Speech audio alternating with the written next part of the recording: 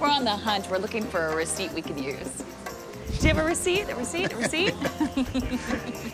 We actually need a regular receipt from the store to see what people are actually buying. And from that receipt, we're going to ask Dan exactly what he can determine about that customer and how a retailer like Target would actually use that information in order to figure out where to place certain products and what coupons to push to certain people. I'm just gonna go buy some stuff. He's gonna go buy something. Well, that was gonna be my task. I was going to buy something. Hey, how are you? I'm good. How are you? Fantastic. So based on this receipt, that's where you get all of your data. Exactly. So we would capture not only, in this case, we bought one item for a price at a certain time, and if I would have had a loyalty card for this particular retailer, they would have assigned this purchase to me, so that potentially it could be customized for the internet, or it could be customized ultimately someday for your smartphone. So here's a really great example, is from every receipt captured at the cash register, we've ascertained from that a huge amount of data that there's certainly an audience here where there's mothers with children. And what they've done is they've sorted cereals, in this case, all the way to the floor.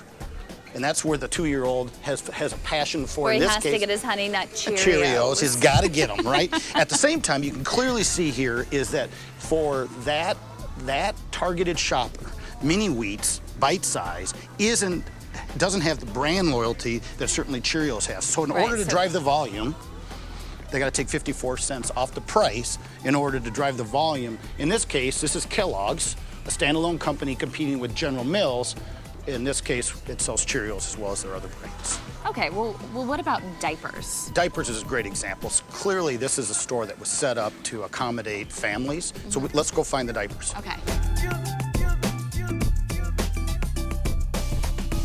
This can't be by accident. If you look up here, you have the games, you have the electronics, the movies, then the baby. I mean, over here, everything that would entice a kid. You have Transformers, you have Barbie. That's exactly right. You know, if you're in need of diapers, they're going to make you walk the length all of the the way store. to the back.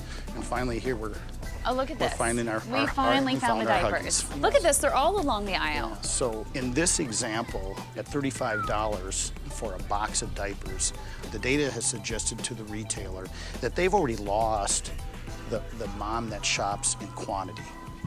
They've already lost that to an online retailer or to a membership retailer. So what they're doing is positioning a premium product in a convenience location to drive traffic through the store, one.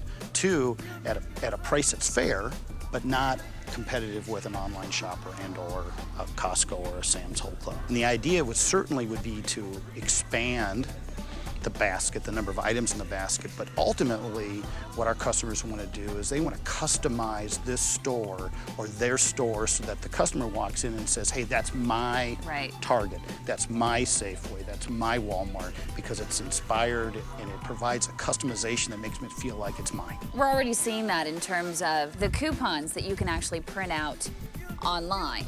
If you're a card member of any one of the retailers, you go online, or even when you go into the store and you get your receipt, well, now they print out coupons, and that's based on the data. They know exactly what you're going to buy. Exactly. They've ascertained from the data that they collect at the cash register and through our software what your buying habits have been over time.